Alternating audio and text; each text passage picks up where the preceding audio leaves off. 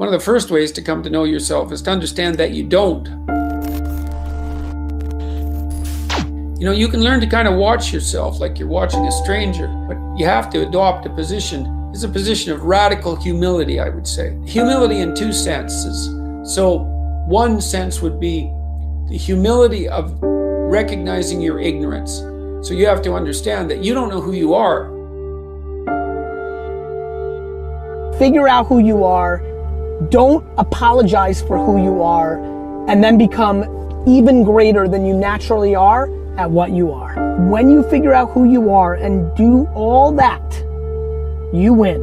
If you're great at painting, paint and hire a partner to be your salesperson. Yet, most painters wanna be the salesman and businessmen and women as well as the painter, and there's a problem.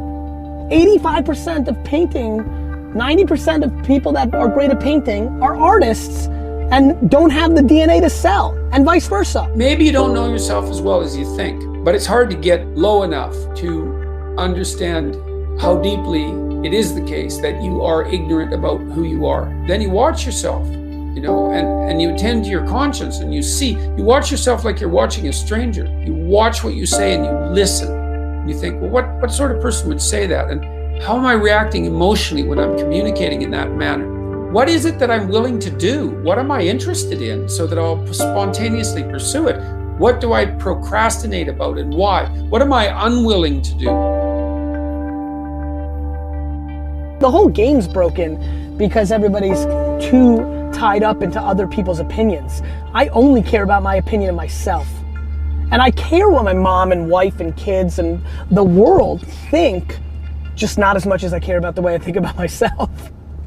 And that's it, just that slight advantage. And I think most of you care more about what other people think than what you think about yourself, and or you actually don't feel good about yourself. I think a lot of people need to start with themselves. Maybe the reason they don't have more confidence in themselves or care about their opinion about themselves versus others is because they know they're doing things they don't like. So they need to work on that. You have to know what you're gonna win on. And too many people want to be a pop singer or a comedian or a pretty face model, and it's just not who they are. Yeah. And too many of you are leaving enormous upside on the table by trying to force a narrative that's romantic in your mind versus what you actually have. When you really are self-aware, when you really know who you are, what it allows you to do is stay in your lanes.